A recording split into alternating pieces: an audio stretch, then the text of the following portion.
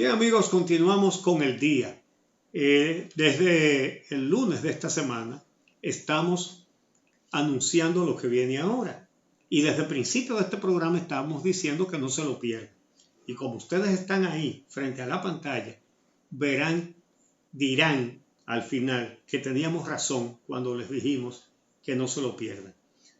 Nos place recibir en el día, desde su casa, como debe ser, al doctor Luis Vergés, psicólogo clínico, quien prepara un estudio sobre el impacto del COVID-19 en salud mental para un enfoque preventivo desde la psicología y la comunicación.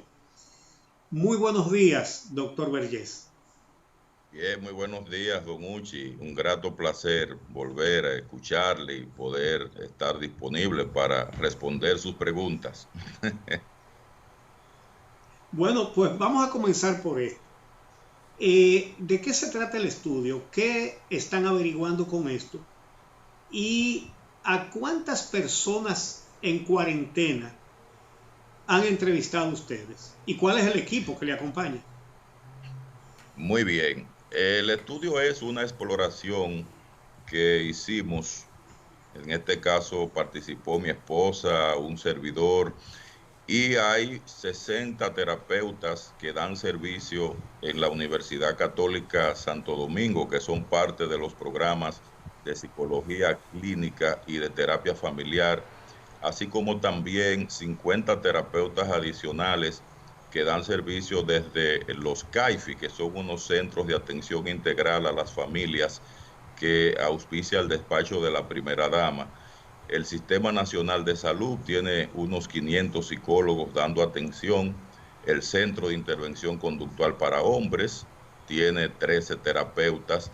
Entonces lo que hicimos fue una exploración con todos los servicios de asistencia remota que han dado estos profesionales en lo que va de cuarentena, para tener una impresión de entrada de cuáles son los síntomas ya de patologías en materia de salud mental más frecuentes, o las manifestaciones del COVID-19 como un proceso crítico que ha ido alterando en qué medida y cómo la dinámica familiar, el contexto cotidiano en que se desenvuelven estas personas. Y la idea es un poco presentar de manera integral todo esto, porque no hay una base de datos único.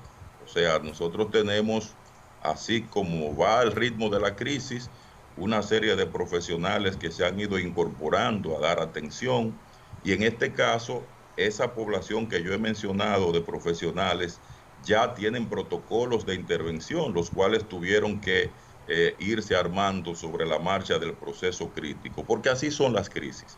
Las crisis crean un estado de caos momentáneo, de desorden, de confusión, y para irla solucionando tiene que irse articulando en el camino una serie de medidas, como en este caso hemos hecho.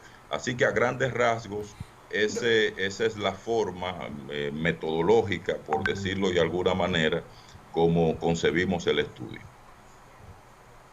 Doctor, antes de entrar a las manifestaciones que ustedes han podido identificar en la población dominicana que ha accedido a esta ayuda psicológica, me gustaría identificar la población. La asistencia psicológica, no todo el mundo la identifica como una, digamos que una profesión médica donde me duele un dedo, yo sé que voy a ir a la clínica a buscar el especialista físico que me trate ese tema, pero el tema psicológico y mental, yo tengo la percepción de que no todo el mundo lo maneja igual ni está acostumbrado a ir donde un psicólogo, donde un psiquiatra. Entonces me gustaría saber si en esa población de más de 7.500 casos que se están utilizando para esta evaluación, hay sectores de la población que han acudido más, en mayor o en menor cantidad, a donde ustedes como especialistas. Bueno, sí, ya ahí prácticamente me adelanto a dar algunos resultados.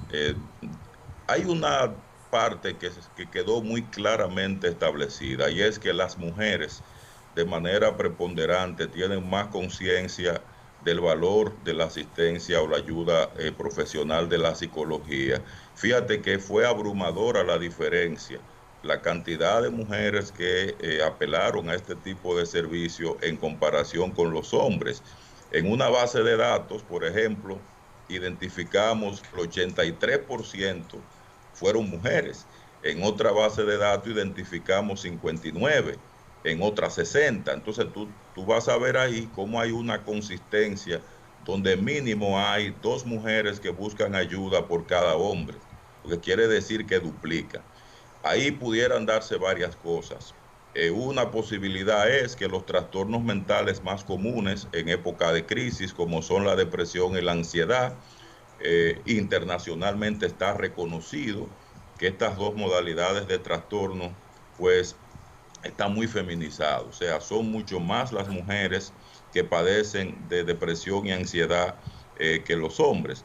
Pero en nuestra cultura hay una variable que es muy importante y es la forma como se educa la masculinidad. Fíjense que en el concepto clásico de salud mental, hasta el 1948, cuando se lanzó la Carta Constitutiva de la Organización Mundial de la Salud, lo que se creía por salud mental es ausencia de enfermedad. Es como que usted diga que la paz, defíname la paz, y usted me dice, bueno, hay paz cuando no hay guerra. Pues obviamente la salud mental no es ausencia de enfermedad nada más. La salud mental es presencia de un bienestar emocional, un bienestar social, un bienestar psicológico, una armonía entre esos factores psíquicos, sociales y físicos. De hecho, ya hoy se sabe que hasta la condición orgánica del ser humano sufre y se deteriora como consecuencia de dolencias a nivel emocional. Sabemos cómo la persona que tiene una vida muy estresada, la calidad de vida le baja un promedio mínimo de 5 a 10 años en comparación con las personas que no viven estas situaciones. Entonces, por eso aquí viene también una motivación. Si una persona entiende que salud mental es solo ausencia de enfermedad, a menos que no se vea muy enfermo, no va a buscar ayuda. Hay otras personas que como lo ven, como debe ser, como presencia de un bienestar que no tienen, pues entonces también buscan la ayuda. Eso es algo importante. Nosotros también, dentro de los resultados, presentamos diferentes enfoques, porque no todas las instituciones manejaron los mismos procedimientos. Y encontramos también en algunas bases de datos algunos elementos de edad que no encontramos en otros. Pero en su gran mayoría, lo más fundamental es entender que hubo manifestaciones, por ejemplo, como la depresión y la ansiedad, que eso coincidió en todas las bases de datos. Y de las dos manifestaciones, la más frecuente fue la ansiedad. Es importante hacerle saber a la gente que la ansiedad es diferente al miedo. El miedo es aquello que se activa en mí a partir de algo que resulta amenazante y que me lleva a proteger. La ansiedad es aquello que se activa en mí cuando no puedo manejar ni controlar lo que va a pasar en el futuro.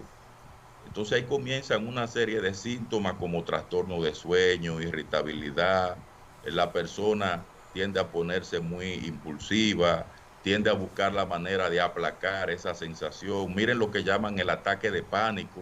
Eso es una manifestación de trastorno de ansiedad. Tenemos también muchas manifestaciones de trastorno de sueño.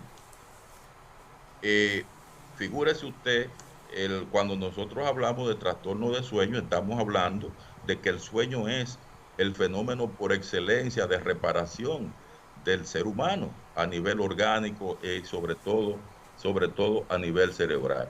Muchas manifestaciones de conducta compulsiva con la comida, en fin. Tuvimos también algo interesante, y ya lo comentamos, la variable género, y que como bien lo decía Amelia, tiene un componente cultural muy importante. Está también el tema de la edad.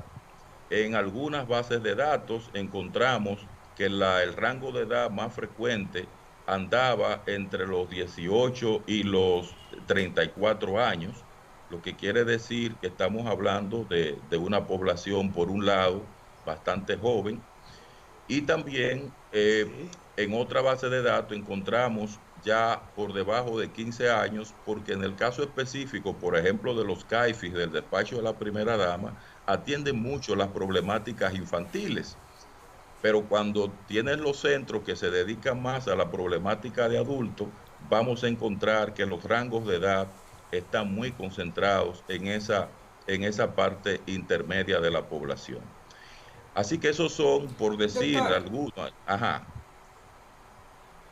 Amelia, sí. Bueno, lo que quisiera, y si en algún momento quiere orientar a nuestro productor y decirle qué lámina usted quisiera presentar, él tiene la presentación que usted nos ha enviado. Pero a propósito de esos, digamos que esas consecuencias o factores o elementos que usted acaba de describir, quisiera que nos hable del impacto. Por ejemplo, usted hablaba de la pérdida de sueño como una de las principales consecuencias. Habló de la ansiedad y pérdida de sueño. No sé en qué orden, cuál va más o menos como consecuencia de esta situación. Si tiene los porcentajes sería bueno saberlo. ¿Y qué implica, por ejemplo, que una persona esté ansiosa dentro de su hogar, en esta reclusión? ¿Qué impacto a futuro puede tener? ¿Y qué implica que una persona tenga trastornos de sueño y cómo eso afecta a su día a día? Esos dos elementos me parece que fueron los dos que usted mencionó que quedaron en un mayor nivel de impacto, digamos. Bueno, iré ligando una cosa con la otra. Fíjate que este estudio tuvo una novedad y es que nosotros incluimos también dentro de los dos recursos que se utilizan en las investigaciones, tanto los métodos directos o de adquisición de fuente primaria, como los métodos fuentes secundarias. Por ejemplo, a nivel de datos administrativos, que fue donde prevaleció más la cantidad de personas, pero utilizamos también un método primario, que fue que elaboramos una encuesta, que entiendo que ustedes también la llenaron, y en esa encuesta dirigida a comunicadores sociales, fíjate que el trastorno más frecuente fue el trastorno de sueño. Doctor, Sí. Sí, señala, la pregunta que ya se la estaba adelantando a nuestros televidentes es la siguiente: si será la ansiedad o qué será lo que lleva a las personas que están en el confinamiento, no sé si es a subestimar el riesgo de salir, y salen sabiendo que la muerte anda en la calle, y una cosa tan peligrosa, tan grande, la gente como que la descalifica, ¿no? Y sale y se junta con grupos. Todas esas conductas que hemos visto, que uno se pregunta, pero ¿cómo no se dan cuenta de que están poniendo en juego su vida, y no solamente la suya, sino la de toda su familia también, sus seres queridos? ¿Qué mecanismo así es. mental, qué función o disfunción lleva a la gente a esa conducta? Sí, ahí hay una combinación indiscutiblemente de una percepción de bajo riesgo, porque hay personas que por no tener una cultura preventiva, que es una carencia que nosotros tenemos como sociedad que data de muchos años atrás, combinado con la ansiedad, porque la ansiedad pues trae una urgencia a la acción para uno calmar eso que a la persona le resulta inaguantable. De manera que como perciben como insoportable el estar dentro del hogar, bajan los niveles de percepción de riesgo como un mecanismo de compensación y sentirse, aunque sea ilusoriamente libres, y ahí viene lo que se llama jugar a la ruleta rusa. La ansiedad es de todos los trastornos el que más activa conductas sustitutivas. ¿Qué es una conducta sustitutiva? Aquello diferente que yo hago a lo que debo hacer. Porque el que está ansioso lo que tiene que hacer es calmarse. El que está ansioso lo que tiene que hacer es buscar alguna herramienta que le ayude a enfrentarse en el día a día, y mientras más trata de pensar en lo que va a pasar mañana, más ansioso se pone. Y muchas veces para calmar la ansiedad vienen conductas sustitutivas como el consumo de alcohol, la compulsión en el comer, las salidas compulsivas también sin ningún objetivo, solo para decir que yo no aguanto esto, yo no puedo estar así, yo tengo que hacerlo. Ese yo tengo que hacerlo es una respuesta compulsiva a la misma ansiedad. Por eso es tan importante este proceso que se está llevando de darle herramientas a las personas, porque esa tendencia a escuchar lo primero que te pide la mente es parte de lo que tú estás acostumbrado a hacer. Pero en este momento lo que estamos acostumbrados a hacer no es lo que debemos hacer. En este momento lo que tenemos que aprender a hacer es lo que hay que hacer para bajar las posibilidades de contagio del virus COVID-19. ¿Y, ¿Y cómo se logra eso? Porque este es un momento que demanda nuestra atención, que hace que la gente está haciendo que la gente se adapte a una situación que no previó, tiene que hacerlo de una manera rápida y efectiva, continuar trabajando, seguir atendiendo a aquellos que tienen hijos, tal vez ir a la escuela con sus hijos prácticamente, porque hay escuelas que siguen impartiendo docencia de manera virtual, entonces hay que rendir con el trabajo y rendir con la casa y con las asignaciones de los hijos para darle seguimiento en ese nuevo ambiente. ¿Cómo se logra hacer esa transición de una manera efectiva y hasta dónde eso no depende de la personalidad de cada quien? Bien, ahí hay una combinación de factores. Primero, el entorno que tú tienes a nivel familiar ayuda. También el enfoque que nosotros le dimos al estudio es desde una perspectiva psicológica y desde la comunicación, donde por eso incluimos en la muestra comunicadores sociales. ¿Por qué razón? Porque lo clave aquí es la información. Resulta que las crisis son temporales todas. Eso es lo primero que debemos tener en cuenta. Lo segundo es que las crisis todas son anormales, pero los anormales no somos nosotros. Entonces, cuando entendemos bien esa diferencia de que son temporales y que son anormales y que lo que somos normales somos nosotros, no somos anormales, lo anormal es la crisis, ahí comienza el primer desafío de ir viviendo día a día con un plan, haciendo lo que más se parezca a lo que nosotros hacíamos siempre y cuando no representa riesgo de contagio. Fíjate que hay personas que hacían ejercicio y lo está haciendo en su casa. Hay personas que enseñamos, que somos catedráticos universitarios y lo estamos haciendo desde la casa. Yo no estoy presencialmente con ustedes y estoy dando esta entrevista desde la casa. Entonces, ir construyendo esa normalidad en la medida que se parezca a el periodo previo de la crisis. Eso le llaman la fase normativa de la precrisis. Y en la medida que soportemos de esa forma, pues obviamente iremos aumentando esa sensación interna de control y sobre todo de comprensión. Yo les voy a dar un ejemplo. ¿Qué pasó con una de las grandes crisis sanitarias de los 80? Fue el VIH-Sida. La gente huía porque no sabía de qué se trataba. Luego se desarrolló la homofobia porque se creía que los que infectaban eran los homosexuales. Y con el tiempo, a medida que se fue logrando la información y la gente comprendió cuáles eran los factores de riesgo y comenzaron a neutralizarlo desde el punto de vista individual, pues entonces ya bajó la tensión en relación al VIH-Sida. ¿Qué puede pasar en este caso?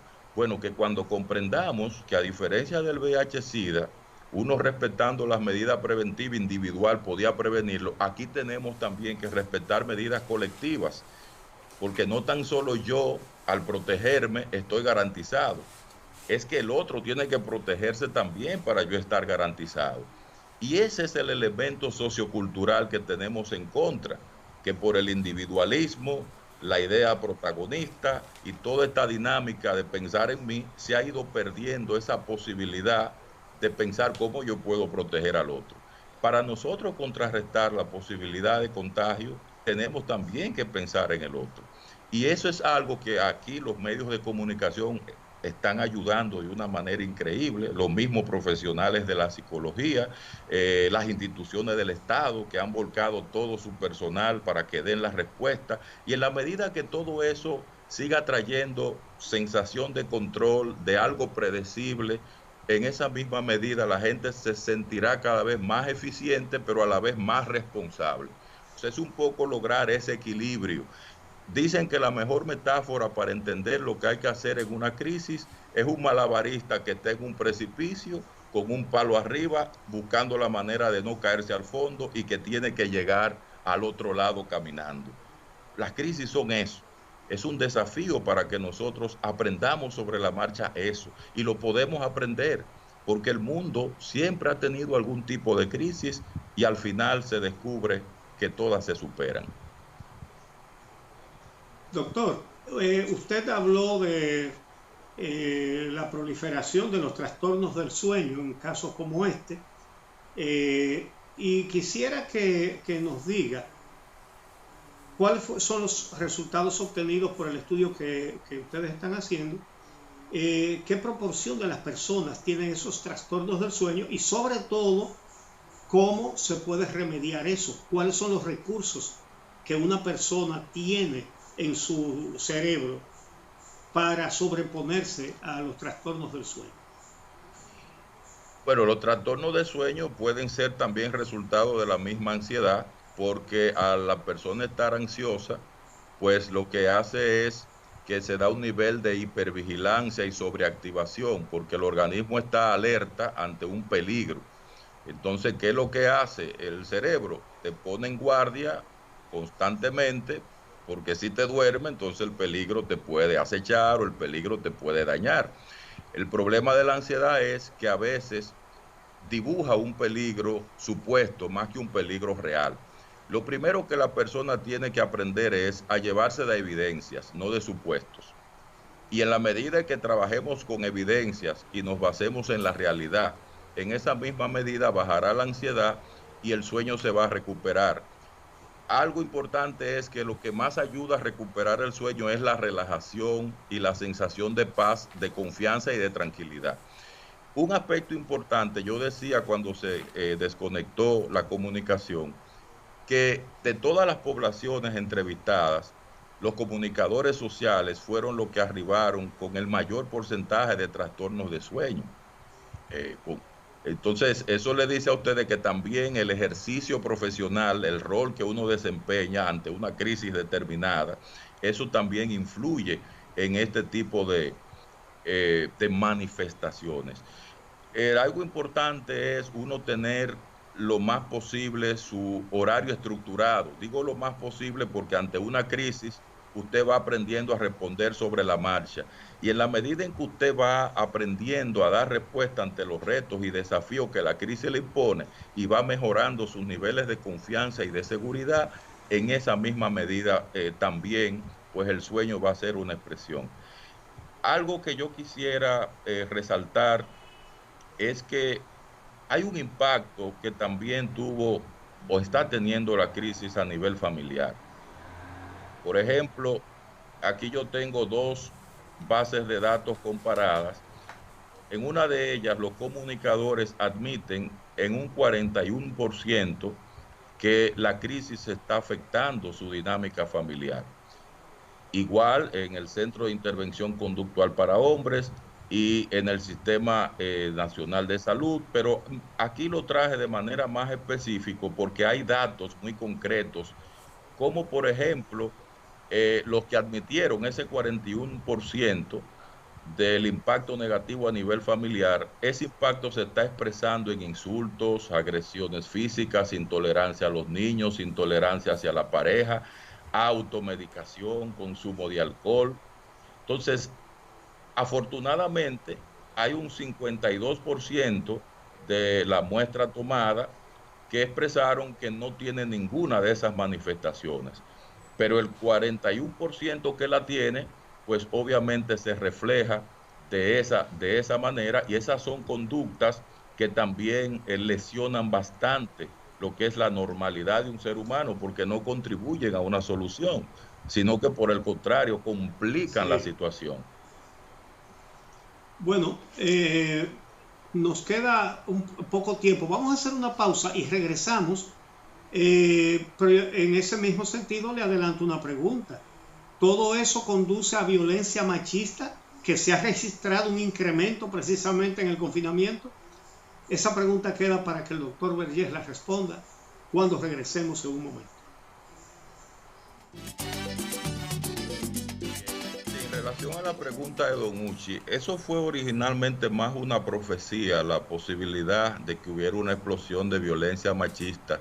Ha habido manifestaciones de violencia disgregada en diferentes modalidades de conducta, autoagresión, por ejemplo, intentos de suicidio, ha habido muchos conflictos, pero paradójicamente no se está reportando mucha violencia, no tan solo por la limitación de la crisis del COVID-19, sino porque el cerebro está ocupado en muchas otras cosas más.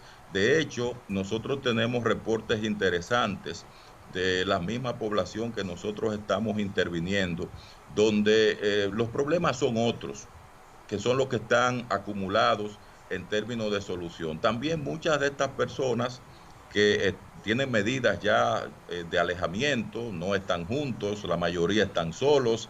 Entonces, todavía es como difícil uno poder concluir que ese tipo de violencia ha aumentado. Además, hay que tomar en cuenta que los principales factores de riesgo que llevan a esa violencia ahora han disminuido. Primero porque la mujer está en la casa, comenzando por ahí. Debemos tomar en cuenta que la participación social de la mujer, la participación económica, sobre todo cuando el hombre es celotípico, es uno de los principales factores de riesgo. O sea que lo que sí tenemos documentado es, por ejemplo, la vulnerabilidad que tienen los niños. Muchos niños están siendo maltratados, pero hasta eso es difícil de reconocerlo, sobre todo porque el niño no denuncia. La pregunta que me hacía Amelia sobre las manifestaciones, y decir que la Procuraduría reportó que redujo la violencia en comparación al mismo periodo del año pasado en un 50%. Hay algunas líneas que están activas, como la línea de la mujer, que también, del Ministerio de la Mujer, que también están la gente llamando por razones de violencia, pero cuando uno la compara con el año pasado, pues también la tendencia es hacia la baja. La pregunta que me hace Amelia sobre los trastornos más reportados, está la ansiedad, que como yo expliqué, es el más frecuente de todos. Luego siguen los trastornos de sueño, eso en la población más representativa, que fue la que intervino el Sistema Nacional de Salud, la depresión, los trastornos por estrés, los trastornos adaptativos, y es normal esperar, y la conducta suicida. Entonces, esos son los que aparecen de forma más consistente en todas las bases de datos que nosotros exploramos cuando hicimos la investigación en base a los 7.500 casos. Entonces, doctor, en ese sentido, usted ya ha hablado de la ansiedad y del trastorno de sueño. Hace unas semanas entrevistamos aquí al director de la policía y él nos hablaba de una asistencia importante de la Policía Nacional a escenas de suicidio, y quisiera que nos hablara de la depresión y del suicidio como factores que se desencadenan a partir de esta situación y qué recomendaciones nos puede dar. Sí, es interesante. Primero decir que la ansiedad y la depresión son comórbidas muchas veces. Comórbida significa que donde está una, muy probablemente esté también la otra. Y en el caso específico de la depresión, es el principal factor de riesgo para el suicidio. Y evidentemente que cuando hay procesos críticos que traen desempleo, aislamiento, soledad, pues algunas personas tienden a tener como una especie de vacío en sus vidas, y eso se ha reflejado en algunos porcentajes. En el Sistema Nacional de Salud es un 1% lo que se reporta. En otras cifras estadísticas llegamos a ver hasta un 10%. O sea que estamos hablando de algo que es muy, muy delicado. Aquí fundamentalmente hay que tener una red de apoyo, porque en la medida en que usted tiene a alguien que sepa que usted puede ser un candidato, esa persona puede inmediatamente activar lo que se llama una urgencia psiquiátrica, porque ya el suicidio es una urgencia psiquiátrica.